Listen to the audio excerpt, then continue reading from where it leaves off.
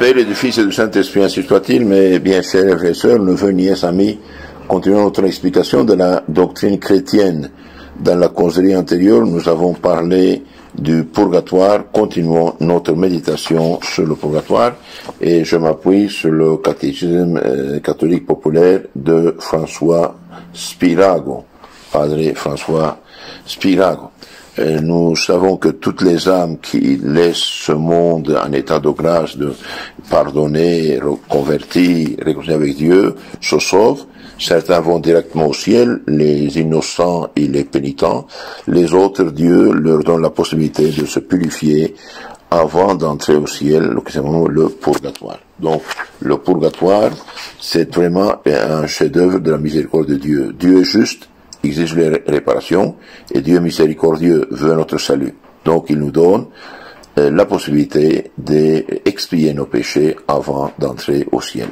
Le purgatoire, on a dit, est un lieu où souffrent temporairement, pour un temps, les âmes des hommes morts sans péché grave, mais dont les péchés ne sont pas encore entièrement expiés. Les âmes expient au purgatoire ou bien leurs péchés véniels, ou bien les peines temporelles des péchés mortels remis par l'absolution de la confession, mais pour lesquels ils n'ont pas suffisamment satisfait. Les souffrances des âmes du purgatoire consistent dans la privation de la vue de Dieu et dans de grandes douleurs. Aujourd'hui, nous allons voir la rigueur et la durée des peines du purgatoire sont en raison de la gravité des péchés. Plus on emporte de matière combustible, c'est-à-dire de péché au purgatoire, plus on y brûlera, dit saint Bonaventure. Plus on emporte de matière combustible, c'est-à-dire de péché, au purgatoire, plus on y brûlera, on y souffrira. Plus la faute est grande, plus puissante est la douleur de la flamme purificatrice, dit saint Augustin. Plus la faute est grande, plus cuisante est la douleur de la flamme purificatrice. La purification des fidèles par le feu sera plus ou moins lente selon le plus ou moins d'affection qu'ils ont eu pour les choses terrestres. Celui qui a vieilli dans le péché mettra plus de temps à passer par la fournaise. Ainsi certains mets particulièrement durs ont besoin d'une longue cuisson pour être présentables. Les fondations à perpétuité, par le fait qu'elles sont admises par l'Église, prouvent qu'elle connaît la possibilité d'une durée très longue des peines de purgatoire. Catherine Emmerich rapporte dans ses visions qu'à tous les anniversaires de sa mort, Jésus descend au purgatoire pour y délivrer l'une ou l'autre des âmes de ceux qui furent jadis les témoins de sa passion et qui jusqu'ici n'avaient pas encore été admis à la vision béatifique. Lors même d'ailleurs que le châtiment d'une âme ne durerait qu'une heure, elle lui paraîtrait d'une longueur insupportable, dit sainte Brigitte. Donc, plus on est loin de Dieu, plus le temps ça paraît long.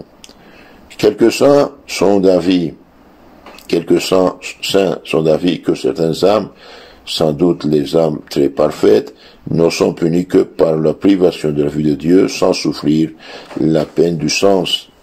Elles subiraient passagèrement le sort des enfants morts sans baptême.